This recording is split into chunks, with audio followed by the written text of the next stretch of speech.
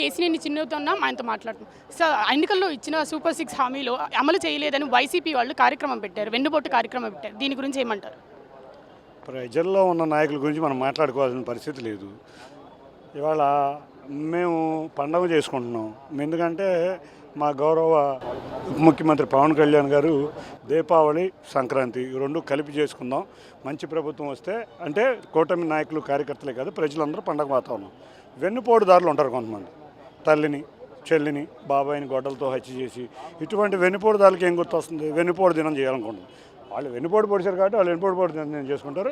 మేము చక్కగా ప్రజల్లో చక్కటి పండగ వాతావరణం ఈ సంవత్సరం నుంచి నిలబెట్టాం కాబట్టి మేము పండగ చేసుకుంటాం. కాబట్టి అదే తేడా మాకు వాళ్ళకి, అంతే. మేము ప్రజలతో పండగ చేసుకుంటాం, వాళ్ళు వెన్నుపోటుదారులతో వెన్నుపోటు దినం చేసుకుంటారు. ఎన్నికల్లో ఇచ్చిన హామీలు నిలబెట్టుకోవట్లేదని ఎమ్మెల్యేని ఎంపీలని నిలబెట్టమని జగన్ అంటున్నారు. దీన్ని ఏమంటారు? ఇవాళ అధికారంలో వచ్చిన కాడి నుంచి మేము ఎమ్మెల్యేలు, ఎంపీలు, కూటమి నాయకులు, కార్యకర్తలు ప్రతినిత్యం ప్రజల్లో ఉంటున్నాం. ఏ రోజు ఒక్క నాయకుడు కూడా రోడ్డు మీద కనపడ్డు. వాళ్ళు బయట కనపడుతుంటే మొన్న ఒకడికి తిరువూరులో ఆపారు, నిన్న ఒకడికి తెనాల్లో ఆపాడు. ఇవాళ ఎవరికన్నా జనాల్లో వెళ్తే ఇవాళ జనాలు ఊరుకునే పరిస్థితి కలిసి వాళ్ళు రోడ్డు మీద తిరిగే పరిస్థితి లేదు. కాబట్టి చెప్పింది అదే, ఎప్పటికప్పుడు ఎదురు రాజకీయం చేస్తారు వాళ్ళు. ఇటువంటి వ్యక్తుల గురించి మనం ఆలోచించుకుంటాం, టైం వేస్ట్. మేము ప్రజల గురించి ఆలోచిస్తాం, ప్రజలకు సమాధానం చెబుతాం, ప్రజలకు బాధ్యతగా ఉంటాం. అంతేగాని సన్నాసులకి, వెధవలకి, గజ దొంగలకి, బ్లేడు బ్యాచ్లకి, అంతేకాకుండా గంజాయి బ్యాచ్లకి సమాధానం ఇవ్వాల్సిన పని లేదు మాకు. ఇంకోసారి ప్రజలు కూటమి ప్రభుత్వాన్ని నమ్మరు, మేమే అధికారంలోకి వస్తామంటున్నారు. దీని ఏమంటారు? రోడ్డు మీద కనబడినోడు కనపడనోడు అధికారంలోకి ఏమొస్తాడమ్మా? మేము మా నాయకుల్ని, మా ముఖ్యమంత్రి గారు, మా ఉప ముఖ్యమంత్రి గారు, మా నారా లోకేష్ గారు, మా నాదల మనోహర్ గారు, మా బీజేపీ నాయకులు, కార్యకర్తలు రోజు రోడ్డు అమ్మడి ఉన్నాం. ప్రజలు చూసుకుంటే చక్కగా పండగ వాతావరణం. మేము ఎక్కడికి వెళ్తే అక్కడ ఆహ్వానిస్తున్నారు, సమస్యలు చెప్తున్నారు. మీరు చూస్తే గద్దె రామ్మోహన్ రావుని చూడండి, ఏ రోజన్నా ప్రజలు బయట ఉంటాడు. అమ్మిశెట్టి వాసుని చూడండి, ఎప్పుడన్నా బయట ఉంటాడు. నేను ఏ రోజు చూసినా ప్రజల్లో ఉండకుండా ఎక్కడన్నా దాక్కుంటున్నామా? బెంగళూరు ప్యాలెస్లోనూ, హైదరాబాద్ ప్యాలెస్లోనూ వచ్చి పార్ట్ టైం జాబ్లు ఏమైనా చేస్తున్నామా? నెల రోజుల్లో ఒక రోజు వచ్చి పార్ట్ టైం జాబ్ చేసేవాళ్ళు, ఏదో షో పుటప్పులు ఇచ్చే వాళ్ళకి మేము సమాధానం చెప్పాల్సింది లేదు. ప్రజలతో ఉంటాం, ప్రజల మధ్య ఉంటాం, ప్రజలకి సమాధానం చెబుతాం, ప్రజలకే మేము జవాబు దాడతాం. ఎన్నికల్లో గెలిచిన తర్వాత 6 నెలల్లో అన్ని హామీలు నిలబెట్టుకుంటామని చంద్రబాబు అన్నారని ప్రజల్ని మోసం చేస్తున్నారని అంటున్నారు. దీన్ని ఏమంటారు? వెన్నుపోటు పొడిచేవాడికి, ప్రజల్ని మోసం చేసేవాడికి ఒకటే అడుగుతున్నా, నువ్వు పెన్షన్ 3000 ఇస్తానని చెప్పి ఎన్ని రోజుల్లో ఇచ్చావు? 4 సంవత్సరాలు పట్టింది నీకు పెన్షన్ 3000 ఇవ్వడానికి. మేము వచ్చి రాగానే ఇస్తానని చెప్పి వెనక 3 నెలల పెన్షన్ కూడా కలిపి 7000 మొదటి నెలలోనే ఇచ్చాం. తర్వాత నెల నుంచి 4000 ఇస్తున్నాం. అన్ని కార్యక్రమాలు మొదలు పెట్టాం. బడి పిల్లలకి ఈ నెలలో ప్రతి బడికి వెళ్ళే వ్యక్తి 15,000 ఇవ్వబోతున్నాం. గ్యాస్ సిలిండర్లు ఇచ్చాం, అన్నా క్యాంటీన్లు పెట్టాం. ఇవాళ వరి ఏ రోజైతే కొంటున్నామో ఆ రోజు మేము డబ్బులు వేస్తున్నాం. గిట్టుబాటు ధర మిర్చికి మేము ఇస్తున్నాం. ఇవన్నీ కార్యక్రమంగా వ్యవసాయానికి ఈ నెలలో రైతు భరోసా వేస్తున్నాం. రేపు ఆగస్టు 15వ తారీఖు నుంచి మహిళలకు ఉచిత బస్సు ఇస్తున్నాం. ఏ రోజు నువ్వు ఇచ్చిన హామీ ఒక్కడు కూడా ప్రతిరోజు నిలబెట్టుకోకుండా మోసాలు, హత్యలు, రౌడీ రాజకీయాలు, గంజాయిలు, బ్లేడు బ్యాచ్లు, అంతేకాకుండా కుంభకోణాలు, ఆఖరికి మనుషులు తాగే లిక్కరు, కష్టజీవులు తాగే లిక్కర్లో కూడా కల్తీ లిక్కర్ ఇచ్చి దాంట్లో కూడా 1,00,000 కోట్లు, 4,000 కోట్లు కాదు, షాపులతో కూర్చుంటే 1,00,000 కోట్లు చేసి దేశంలో అతిపెద్ద భారీ కుంభకోణాలు చేసిన వ్యక్తికి మేము సమాధానం ఇవ్వాల్సిన పని లేదు. తెనాలి గురించి ఏం చెప్తారు సార్? జగన్మోహన్ రెడ్డి తెనాలికి వెళ్ళి గురించి బ్లేడు బ్యాచ్లు అని ఇందాకే చెప్పాను కదమ్మా, అయిపోయింది కదా. రౌడీలు బ్లేడు బ్యాచ్ని చూడటానికి జగన్ వెళ్తాడు, మేము ప్రజల దగ్గరికి వెళ్తాం. నెక్స్ట్ వచ్చేది మేమే అంటున్నారు. మీ దగ్గర రెడ్ బుక్ ఉంటే మా దగ్గర బ్లూ బుక్ ఉంది అంటున్నారు. దీని గురించి ఏమంటారు?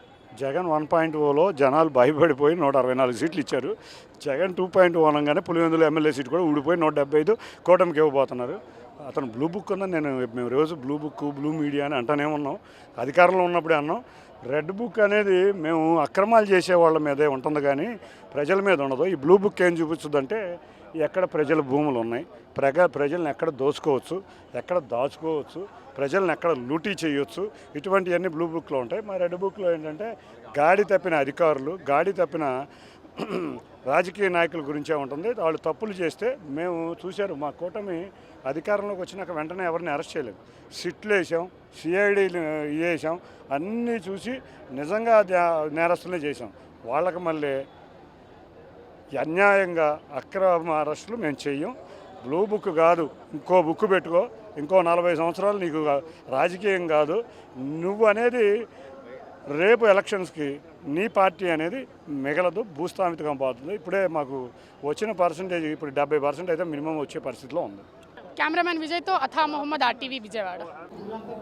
సోదరులు, స్థానిక విజయవాడ పార్లమెంట్ సభ్యులు చిన్ని గారికి, అదేవిధంగా గౌరవ శాసనసభ్యులు గద్దె రామ్మోహన్ గారికి, ఇక్కడికి ఇచ్చేసిన 3 పార్టీల నాయకులకు, ఎంతో కష్టపడి పనిచేసిన ఈ కార్యక్రమం విజయవంతం కోసం కృషి చేసిన నాయకులు, కార్యకర్తలు, మా వీర మహిళలు, జన సైనికులు, అదేవిధంగా కార్పొరేటర్ గారికి, ఈ ప్రాంగణం మనకు అందించినందుకు ఇస్కాన్ వారికి ప్రత్యేకంగా ధన్యవాదాలు తెలుపుకుంటూ, పీడ విరుగుడై సంవత్సరం నిండింది. ఈ రోజున రాష్ట్ర వ్యాప్తంగా మన ఒక పండుగ వాతావరణంలో ప్రజలకి ఒక పాజిటివ్ మెసేజ్ పంపించాలనే ఆలోచనతో ఈ కార్యక్రమం చేపట్టాం. భారతదేశంలో ఎక్కడ లేని విధంగా ఒక అద్భుతమైన తీర్పు మన ఆంధ్రప్రదేశ్ ప్రజలు కూటమిని బలపరిచారు. నరేంద్ర మోడీ గారి నాయకత్వం, చంద్రబాబు నాయుడు గారి నాయకత్వం, పవన్ కళ్యాణ్ గారి నాయకత్వం ఖచ్చితంగా మన రాష్ట్రానికి అవసరం అని, ఎవరెన్ని ప్రలోభాలకు గురి చేసినా, ఎవరెన్ని ఇబ్బందులు పెట్టినా, ఎంత దారుణంగా ప్రవర్తించినా ఓపికతోటి ఆ రోజు గంటలు గంటలు క్యూలో నిల్చుని ఈరోజు కౌంటింగ్ జరిగిన రోజు గత సంవత్సరంలో ఎంత అద్భుతమైన తీర్పు ఇచ్చారో మీ అందరూ చూశారు. మనందరం కూడా ఒక అంకిత భావంతో ఎప్పుడు కూడా కేవలం విమర్శించడానికి కోసం, రాజకీయ లబ్ధి కోసం కాదు, మనం చేసే ఈ ప్రస్థానం చాలా కష్టమైన ప్రయాణం. చంద్రబాబు నాయుడు గారు ఈ వయసులో రాష్ట్రంలో ఉన్న ఆర్థిక ఇబ్బందుల్ని అధిగమిస్తూ అనేక సంక్షేమ కార్యక్రమాలు, అభివృద్ధి కార్యక్రమాలు చేసుకుంటూ వచ్చారు. ఇంత దూరం ప్రయాణం చేసినందుకు మమ్మల్ని అందరినీ ముందు నడిపిన మా అధ్యక్షుడు పవన్ కళ్యాణ్ గారు ఎంతో త్యాగం చేసి, కృషి చేసి కూటమి విజయం కోసం అహర్నిశలు కృషి చేశారు. మరోలేని రోజులు. ఎందుకంటే 3 పార్టీలు కలిసి ఎక్కడ కూడా ఎటువంటి సందర్భంలో కూడా చిన్న ఇష్యూ రాకుండా సీట్ల సర్దుబాటులో కానివ్వండి, ప్రజల్లో మేము చేసిన క్యాంపెయినింగ్ కానివ్వండి, ఒక చైతన్యం తీసుకురావడం కోసం చేసిన కృషి కానివ్వండి, ఎవరం కూడా మర్చిపోలేం.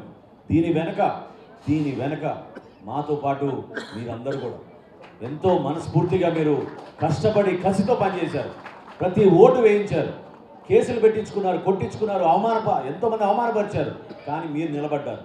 మీరు నిలబడిన స్ఫూర్తి ఖచ్చితంగా రాబోయే రోజుల్లో మన రాష్ట్రానికి, మన ప్రజలకి ఒక అంకిత భావంతో మరొకసారి ఈ కలయిక దేనికోసం, స్వార్థం కోసం కాదు, పదవుల కోసం కాదు, ఈ కలయిక కేవలం రాష్ట్ర భవిష్యత్తు కోసం, మన బిడ్డల కోసం, సంక్షేమం అభివృద్ధి రెండూ చేసి అద్భుతంగా మనం ముందుకు తీసుకెళ్దాం. దానికి మీరందరూ కూడా ఆశీర్వదిస్తారని, ఓపికగా చేసే ప్రతి కార్యక్రమంలో కూడా మీరందరూ భాగస్వాములు అవ్వాలని మనస్ఫూర్తిగా ప్రతి ఒక్కరిని కోరుకుంటూ, చక్కటి కార్యక్రమం ఏర్పాటు చేసినందుకు వాసుకు, ఇక్కడ ఉన్న కార్యకర్తలందరికీ కూడా నేను ప్రత్యేకంగా ధన్యవాదాలు తెలుపుతున్నాను. ఎప్పుడు కూడా విజయవాడ రాజకీయం నిజంగా ఆంధ్రప్రదేశ్ రాజకీయాలకి ఒక ప్రముఖమైన పాత్ర ఈ గతంలో ఎంతో పోషించారు. ఆ చైతన్యం మళ్ళీ తీసుకురావాలి. ప్రతి ఒక్కరు కూడా పాల్గొనాలి, నిలబడండి. మనం చేసే కార్యక్రమం మన ప్రజల కోసం, కేవలం రాజకీయ లబ్ధి కోసం కాదనే భావన ప్రతి ఒక్కరూ తీసుకొచ్చి ఈ చైతన్యాన్ని నింపమని, కూటమి విజయాన్ని మనందరం కూడా సంతోషంగా ఆనందించి, సాయంత్రం ఈరోజు 6 ప్రతి గ్రామంలోనూ, ప్రతి వార్డులోనూ, ప్రతి ప్రాంతంలో కూడా మనం అద్భుతంగా టపాకాయలు పేల్చి మన విజయాన్ని మనం మరొకసారి గుర్తు చేసుకొని ప్రజలకి ధన్యవాదాలు తెలుపుకుంటూ, కృతజ్ఞత భావంతో కలిసి పనిచేసుకుందామని కోరుకుంటూ, నేను మరొకసారి మిమ్మల్ని అందరినీ కూడా మనస్ఫూర్తిగా కొనియాడేది, కలిసి ఉందాం, అద్భుతంగా మన రాష్ట్రాన్ని ముందు తీసుకెళ్దాం. మన నాయకులు పవన్ కళ్యాణ్ గారి సారథ్యంలో మనం చేస్తున్న కార్యక్రమాల్ని నరేంద్ర మోడీ గారు, అదేవిధంగా చంద్రబాబు నాయుడు గారు తీసుకెళ్తున్న మన ప్రభుత్వాన్ని మనం ముందు తీసుకెళ్దామని కోరుకుంటూ సెలవు తీసుకుంటున్నాను. జై కూటమి, జై కూటమి. పరిపాలన సంవత్సరం పూర్తయిన సందర్భంగా మొట్టమొదటి కార్యక్రమం జనసేన కార్యక్రమం రావడం నాకు చాలా ఆనందంగా ఉంది. కూటమి అంటే ఏ విధంగా ఉండాలి, నిజంగా ఒక చిన్న కుటుంబంలో చిన్న సమస్యలు వస్తేనే తట్టుకోలేని పరిస్థితిలో ఇవాళ గౌరవ ముఖ్యమంత్రి నారా చంద్రబాబు నాయుడు గారు కానీ, మన గౌరవ ఉప ముఖ్యమంత్రి పవన్ కళ్యాణ్ గారు కానీ ఇంత పెద్ద కూటమిని ఏ సమస్య లేకుండా తీసుకువెళ్తున్నందుకు వాళ్ళకి తోడు చేదోడు వాదోడుగా ఉన్న నారా లోకేష్ గారికి, నాదండ్ల మనోహర్ గారికి అందరికీ కూడా పేరు పేరున ధన్యవాదాలు తెలుపుకుంటూ, ఈ కూటమి మరిన్ని 30 సంవత్సరాలు పైగా ఇదే విధంగా రాష్ట్రాన్ని పాలించే విధంగా ఉండాలని మనం అందరం కోరుకుంటూ, ఈ సుపరిపాలనతో ఈ రాష్ట్రం ముందుండాలని అందరికీ విజ్ఞప్తి, అందరికీ కోరుకుంటున్నా. థ్యాంక్ యూ, ధన్యవాదాలు. Thank you. చక్కటి కార్యక్రమం పవన్ కళ్యాణ్ గారి పిలుపుతో ఇక్కడ అంగరంగ వైభవంగా జరుపుతున్న తమ్ముడు వాసు గారికి మనస్ఫూర్తిగా నేను అభినందన తెలియజేస్తూ ఈ కార్యక్రమానికి ముఖ్య అతిథిగా విచ్చేసిన నాదెళ్ల మనోహర్ గారు సంవత్సర కాలం నుంచి కూటమి ప్రభుత్వం అధికారం దగ్గర నుంచి తనకిచ్చిన బాధ్యతను ఎంతో సక్రమంగా నిర్వర్తిస్తూ అనేక సంస్కరణలు తీసుకొస్తున్న మనోహర్ గారికి, అదేవిధంగా పార్లమెంట్ సభ్యుడుగా ఒక తిరుగులేని విధంగా ప్రతి ఒక్క ఊరికి కావాల్సిన సమస్యలు పరిష్కరించుకుంటూ ఎక్కడికక్కడ కూటమి బలాన్ని పెంచుకుంటూ ముందుకు వెళ్తున్న చిన్ని గారికి, ఇతర పెద్దలందరికీ కూడా మనస్ఫూర్తిగా నాకు నమస్కారం తెలియజేస్తూ 5 సంవత్సరాల పాలనలో చూసిన రాక్షసత్వాన్ని పారదోలే విధంగా ప్రజలు ఇచ్చిన తీర్పు మొన్న ఎలక్షన్ అనేది ప్రజలు చేసిన ఎలక్షన్ మేము చూసాం. ప్రజలు వారందరికీ వారే సుదూర ప్రాంతాల నుంచి కూడా వచ్చి ఓటేసే విధానం కానివ్వండి, అది ప్రజలు వాళ్ళు కోరుకున్న ప్రభుత్వం ఈ కూటమి ప్రభుత్వం. వారి ఆశల్ని వారి యొక్క ఉద్దేశాన్ని నెరవేరేటట్టు మనందరం కూడా కలిసికట్టుగా ముందుకు వెళ్ళి అభివృద్ధి కార్యక్రమాన్ని సంక్షేమ కార్యక్రమాన్ని చేసుకుని ఒక సంవత్సరం అడుగు పడింది.